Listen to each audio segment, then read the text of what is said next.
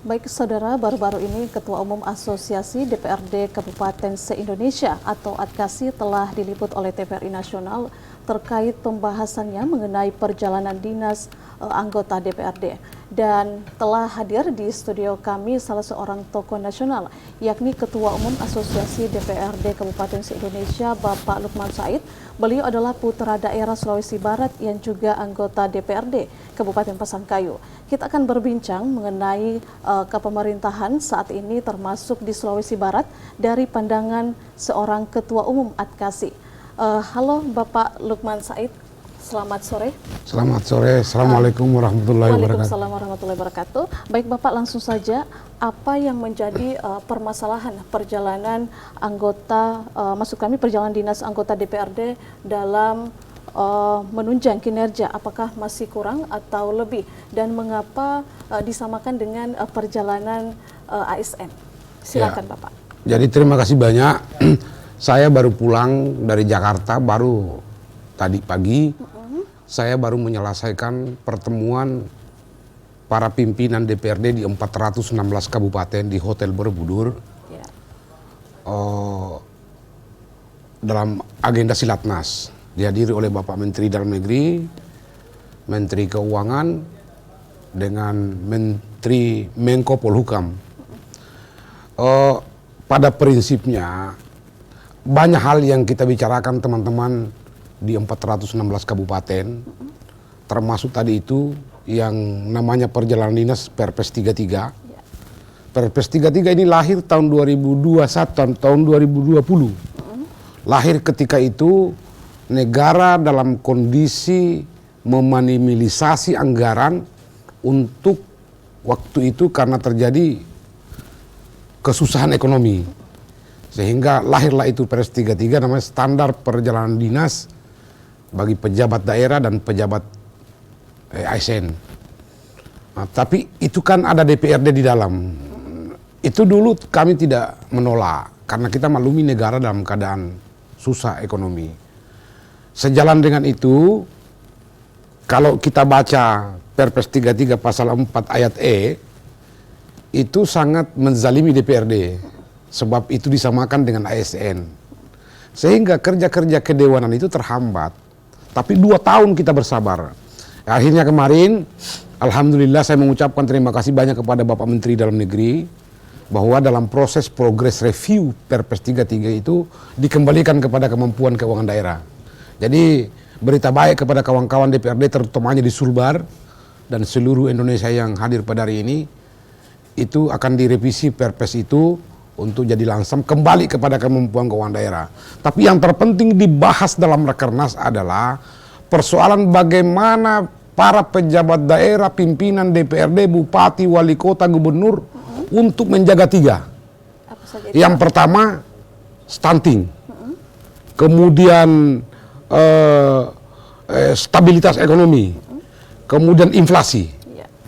Nah, yang terakhir adalah diminta untuk menjaga namanya stabilitas politik menjelang pemilu 2024. Apapun yang kita laksanakan, stunting, inflasi, pertumbuhan ekonomi, kalau tidak terjadi stabilitas politik itu nonsen. Nah, terkait dengan Sulbar, kalau data hari ini, dan itu dirilis oleh Kementerian Dalam Negeri, bahwa kita ini stunting kita yang dianggap tertinggi di Indonesia. Betul. Stunting itu kan stunting ada karena ada kemiskinan. Ya. Tidak akan ada stunting kalau tidak ada kemiskinan. Berarti tinggi kemiskinan di Sulawesi Barat. Ini saya meminta kepada pemerintah daerah ini jangan main-main. Tidak boleh main-main. Sebab kenapa? Ini akan kita hadapi namanya krisis global. Ini bulan puasa ini kita lihat merangkak naik beras dan segala macam. Betul. Ini harus. Dan saya meminta kepada kawan-kawan selaku Ketua Umum Asosiasi DPRD khusus Sulawesi Barat. Dan saya sudah sampaikan di seluruh Indonesia dan kita sepakat bahwa kebijakan anggaran di tahun 2024 tidak usah embel-embel.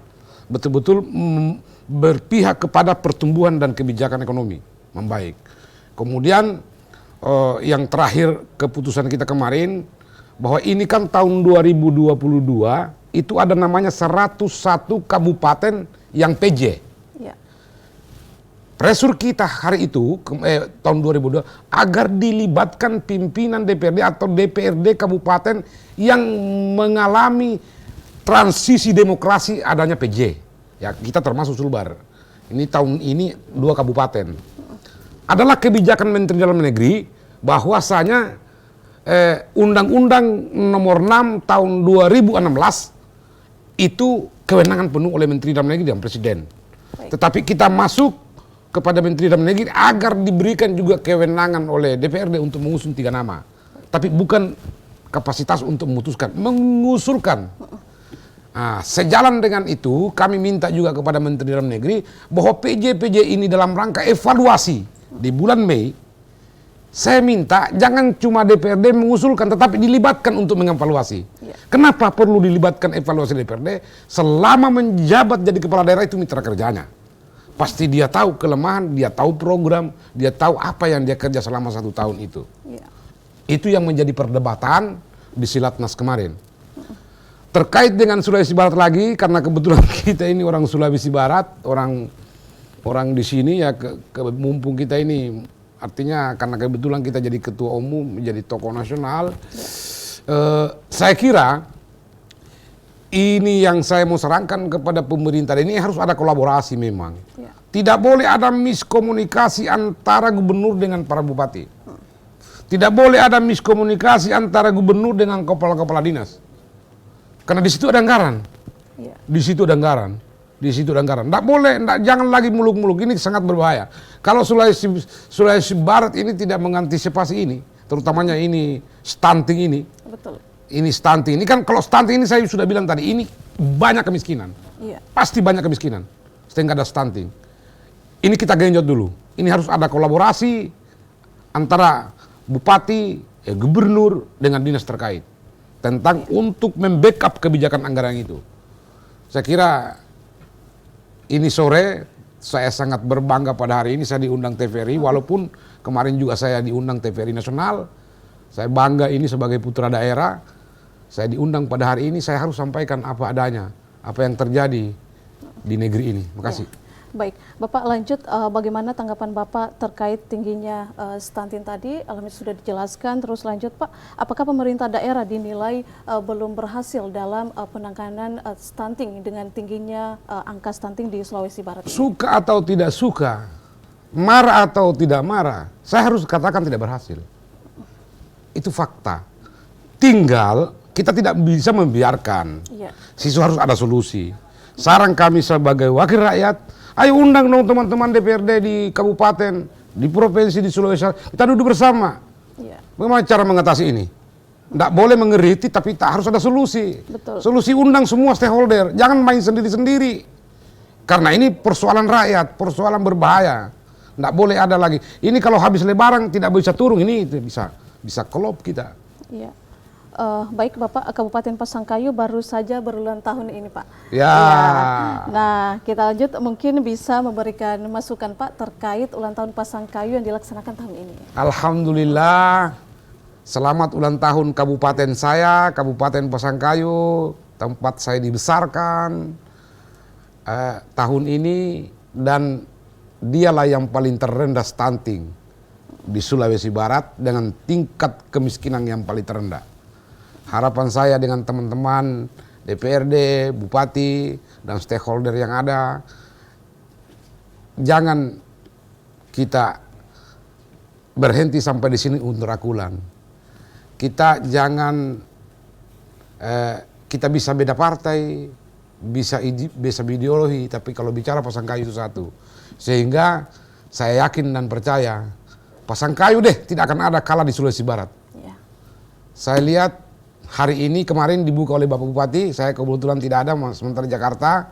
Saya lihat Pak Bupati lagi menggalakkan pertumbuhan lagi ekonomi dengan melibatkan seluruh UMKM pameran. Itu akan terjadi perputaran uang. Dan itulah hasil diskusi kami dengan Bupati. Jangan cuma seremonial ulang tahun kita, tapi bagaimana di ulang tahun kita buktikan bahwa terjadi perputaran ekonomi. Baik. Nah, Bapak sekarang ini, apa prestasi atau capaian Pasangkayu saat ini, Pak? Ya capaiannya itu, kami tidak tinggi stunting. tinggi stunting. Apa namanya, inflasi bagus, tingkat pengangguran 0, sekian persen, tingkat kemiskinan 0,7%. Jadi sangat luar biasa. Jadi kalau kita lihat berarti masyarakatnya sejahtera dong. Nah, inilah yang kita mau pertahankan. Kalau bisa kita tingkatkan lagi. Dengan catatan, kalau mau tingkatkan, Pasangkayu kan daerah industri. Iya. Pertama, di sana ada tambang. Betul. Tambang pasir, tidak bisa dia membangun di sana di Kalimantan kalau bukan pasir Pasangkayu. Di sana ada namanya recovery. Recovery itu adalah pabrik minyak CPO yang terbesar di kawasan timur Indonesia. Ya, provinsi punya kewenangan untuk apa? Untuk membangun namanya bea cukai. Supaya izin kapal berlabuh itu tidak lagi mengambil dari Palu, tidak mengambil lagi Parepare, tapi kita sudah punya bea cukai sendiri. Kemudian pelabuhan yang sudah ada sekarang itu, yang kemarin mendapat kucuran anggaran 21 miliar, akibat gembaya sudah selesai. Saya minta provinsi kewenangannya supaya dikasih pemerintah Pasangkayu untuk mengelola sehingga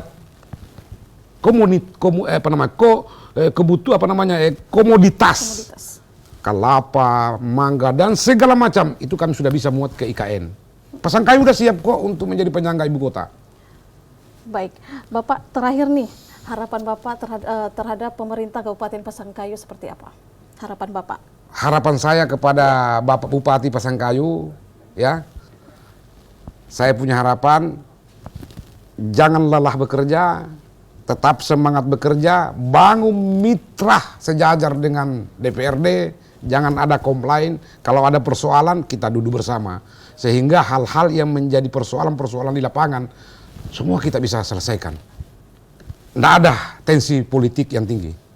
Kalau tensi politik tinggi itu berpengaruh kepada proses kebijakan pembangunan.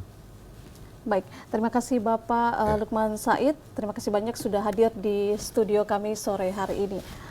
Baik pemirsa, demikian wawancara kita dengan Bapak Lukman Said, Ketua Umum Adkasi. Kita beralih ke informasi selanjutnya.